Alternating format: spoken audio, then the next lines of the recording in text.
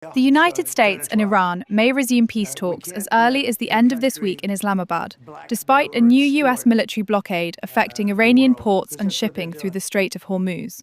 5 sources familiar with the negotiations indicated that both sides have left the door open for further dialogue, following the conclusion of last weekend's high-level talks in Pakistan's capital.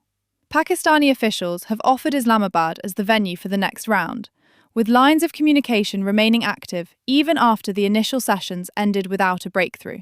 The weekend talks, described as the first direct high-level encounter between the United States and Iran in more than a decade, and the highest-level engagement since the 1979 Islamic Revolution, lasted nearly 21 hours but failed to produce an agreement. The discussions addressed core issues including Iran's nuclear program, compliance with the Strait of Hormuz, sanctions relief, and regional security concerns such as Lebanon.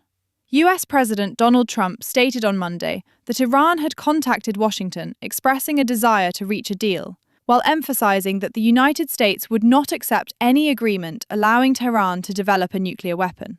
President Trump noted that talks had encountered a roadblock on nuclear matters and announced the beginning of a US blockade of ships transiting the Strait of Hormuz.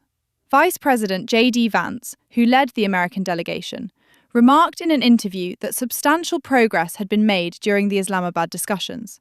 However, he warned that any Iranian attempt to threaten shipping through the strait would be met with reciprocal measures, stating that no Iranian ships would be permitted to exit under such circumstances.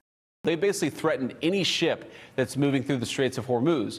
Well, as the President of the United States showed, two can play at that game. And if the Iranians are going to try to engage in economic terrorism, we're going to abide by a simple principle that no Iranian ships are getting out either. We know that's a big deal to them. We know that applies additional economic leverage.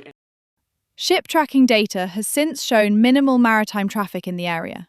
Iran's Ministry of Defense cautioned that foreign military efforts to police the strait could escalate the crisis and threaten global energy security. Meanwhile, a senior US official confirmed continued engagement with Iran and forward motion toward an agreement following the weekend talks. Pakistani Prime Minister Shehbaz Sharif has affirmed that mediation efforts remain underway to help resolve the conflict. The talks, hosted at Islamabad's Serena Hotel, and mediated by Pakistan with the participation of Deputy Prime Minister and Foreign Minister Ishaq Dar, Army Chief Field Marshal Asim Munir, and other senior officials, highlighted both progress and persistent differences. Pakistan continues to play a constructive role, with officials expressing cautious hope for advancement before the current ceasefire deadline. In Beirut, as separate US-hosted talks between Israel and Lebanon approach, some residents have voiced skepticism regarding the ongoing negotiations.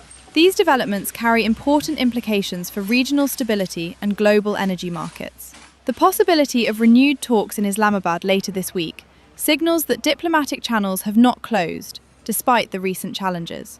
We will continue to monitor the situation closely and provide further updates as additional information becomes available.